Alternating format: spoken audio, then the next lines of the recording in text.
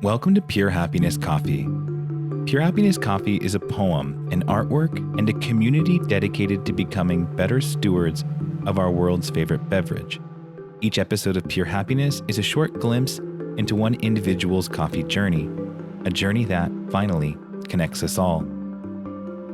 Thanks for listening to this, the first episode in week 2 of this new podcast experiment in Pure Happiness.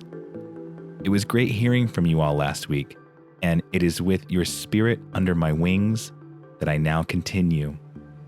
I'm excited to dive down the rabbit hole of Pure Happiness Coffee even deeper this week as I continue to unfold just what it is Pure Happiness is, what it has been, and what it can be.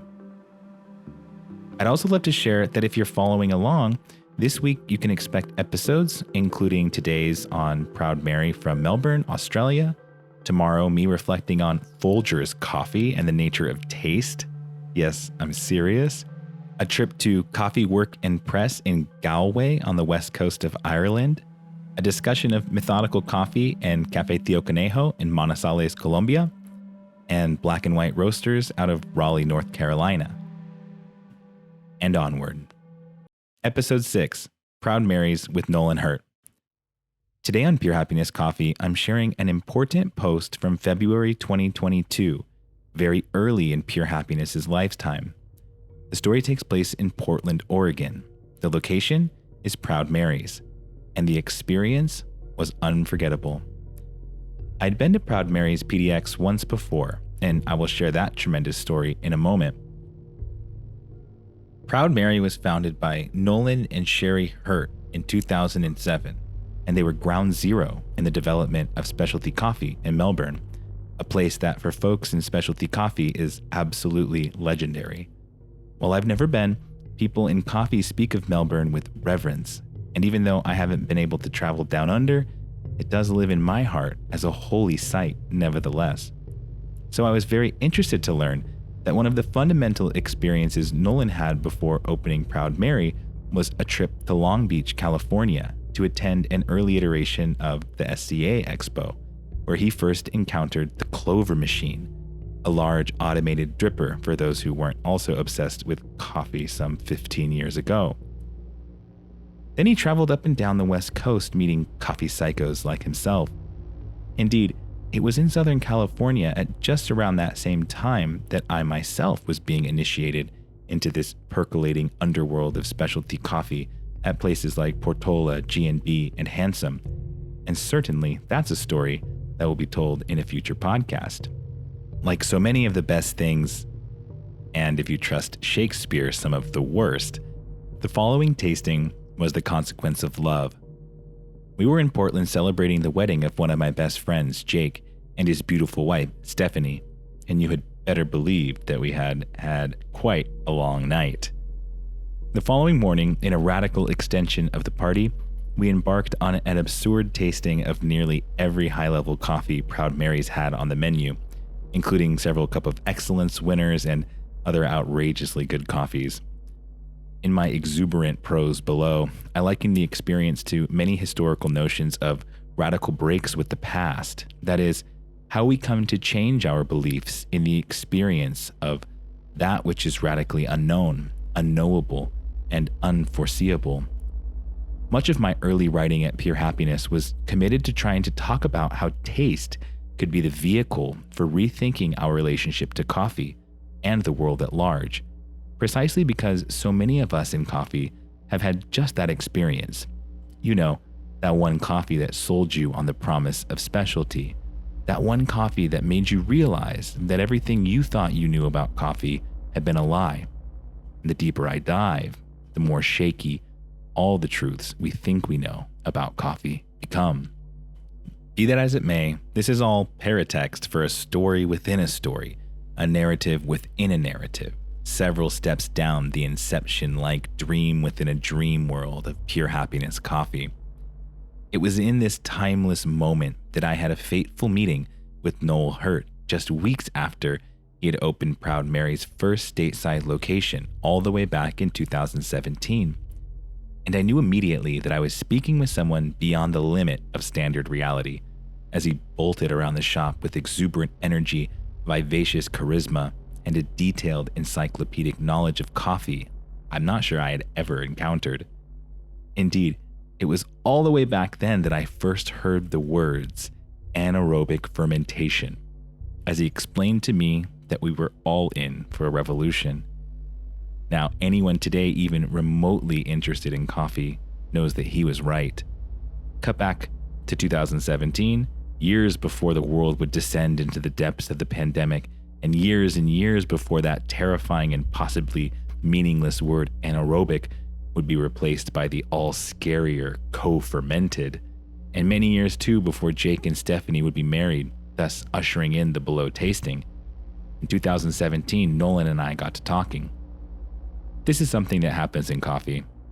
One gets to talking, and talking, and talking, and talking, and learning, and sharing, and talking, and speaking, and crying, and laughing, and talking, and with just the right combination of ultra aesthetically radical coffee and yes, a whole lot of caffeine, one finds themselves in a delirium. And from that delirium, I believe, revolution is born. That day, after much talking, Jake and I were invited by Nolan to stay just a little longer after they closed, because, he explained, there was a public relations assistant visiting for none other than Questlove, the polymathic drummer of The Roots, and they were about to taste Proud Mary's entire lineup to assess whether Questlove ought to visit the restaurant on his trip to Portland. Now, this was well before I had ever attended a real industry cupping and become jaded and callous enough to shrug at an 88. We might say many things about coffee scoring, quality, industry fairness, and the many economic and socio-political issues with elite coffee, but on this day, what I experienced in a way had nothing to do with any of that. Even though, yes, I was being given what felt to me like a backstage in-studio private performance of Abbey Road, on this day, what I experienced was the manic joy of chaotic conversation, ascending and ascending into the heavens, into the sky, into a place where social conventions, like the store closing meaning I should leave, had been completely abandoned. It was like that moment being involved in a little conspiracy against the world, a conspiracy oriented around beauty, sharing, and communion. A conspiracy, I think, finally, that has nothing to do with coffee and everything to do with the best form of human bonding. One where revolutionary spirit emerges out of thin air. One where we can be eternal friends for just an hour. One that proves to us that we truly all are here together being, and together building these crystal edifices of love. I'll never forget it. That was 7 years ago. 5 years later, I returned to Proud Mary PDX to have the experience that I described below, which happened almost 2 years ago to the day. What is this sense of time? These folding points of synchronous being? Jake and Stephanie have a baby now. These experiences live on now and will forever. February 12th, 2022, Proud Mary's PDX.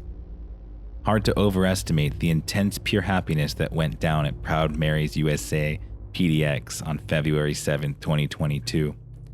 Occasionally, the fabric of all truth procedures is torn, and no longer can the previous paradigm hold. No longer can episteme adequately describe reality. For Thomas Kuhn, this was called a paradigm shift. For Bachelard, an epistemic break.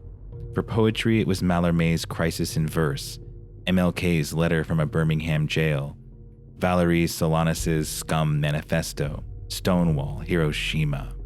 Sometimes things break or are erupted by a force-all that we might very well call spirit, catastrophe, where hyperbolic paradox twists nature into a void point of contingency. Proud Mary coffee is just out of control, with coffee like illogical bombs, and on this day, delirious loves and friends indulged in a bacchanalian indulgence of pure expenditure, pure happiness, and an aura of joy that in its wake gives us life. Thank you, Bobby, for your Virgil-like guidance on this trip through hell, through purgatory, and into the beatific ideal realms of Paradiso.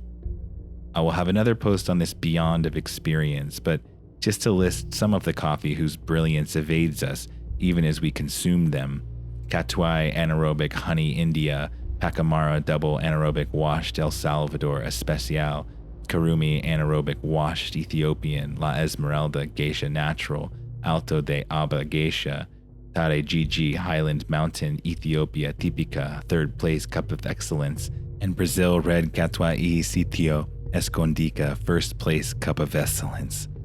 If that list doesn't absolutely realign your entire reality, nothing will. Nolan Hirte is a master. Upon the opening of his PDX cafe several years ago, I had the utter privilege of conversing with this passionate, knowledgeable, genius spirit, and he generously treated a friend and I to an absurd tasting of their coffees while he prophesied the rise of anaerobic. It remains my absolute favorite cafe experience, and it has kept my enthusiasm alive for another 4.5 years and brought us back to Proud Mary in a quantum leap where multiple worlds converged into commitment beyond reason, commitment to love, commitment to art, and commitment to the joy and pure happiness of every detail, bean, glass, hand, mug, machine, and soul. Thank you for listening.